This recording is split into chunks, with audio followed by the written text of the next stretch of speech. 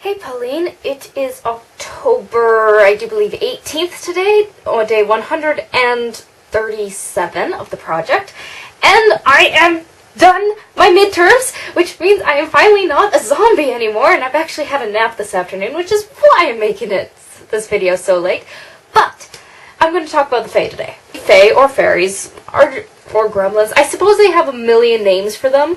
Basically, they're human in appearance. They also, according to some people, can put on glamours to make themselves look like absolutely normal humans, and that their real true shape and form and appearance is too great for us to even witness. So I think that's a little bit cool of an effect, that they can put on different glamours and make themselves less noticeable.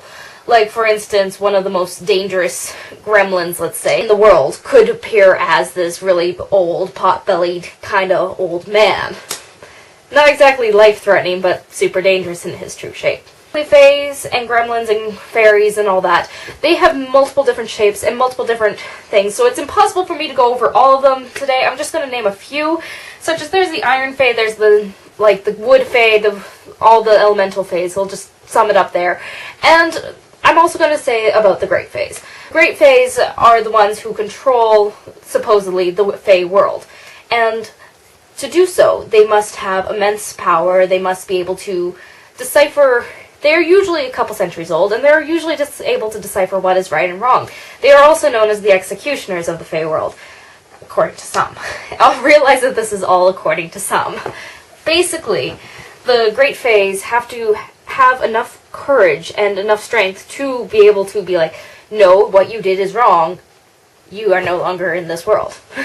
Simple enough, I suppose. For the elementals, they are the ones who control, who have powers over the woods, over the water, over the air, over the rain, over fire. So you can think about it as fire sprites, wood sprites, let's say water sprites, and air sprites.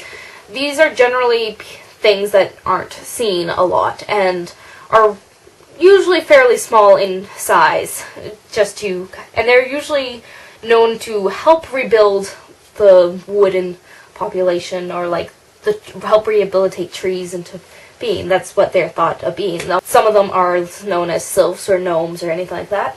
And then there's the thought that all Faes, except for a few, are affected by iron. Now, I'm not sure about this one, because there's only a few legends that say this, but the few that are able to work with cold iron are generally the ones who are the most powerful besides the Great Faes, or they are usually on the Great Faes committee. And I think that's really cool that our customs, our traditions, our folklore, I say our folklore, our folklore is based on these stories of these creatures helping or trying to hurt society or people because they did wrong. And I'm just going to say a few basic rules when dealing with Fae, supposedly. Never ever thank them, because that assumes that you are indebted to them, and they could make you pay their rent for the rest of your life, make you basically their slave. And I think that's a fairly good sound advice, that it's not very good to say thank you all the time, but we do need to mind our manners. Like, you can say, I appreciate you doing this, or I hope that our bonds and our agreements work out well for us. They are very tricky, very secretive, and stuff like that. So I suppose they're the kind of creatures that shouldn't ever be trespassed lightly. I will see you tomorrow. Hope you are doing okay with your midterms.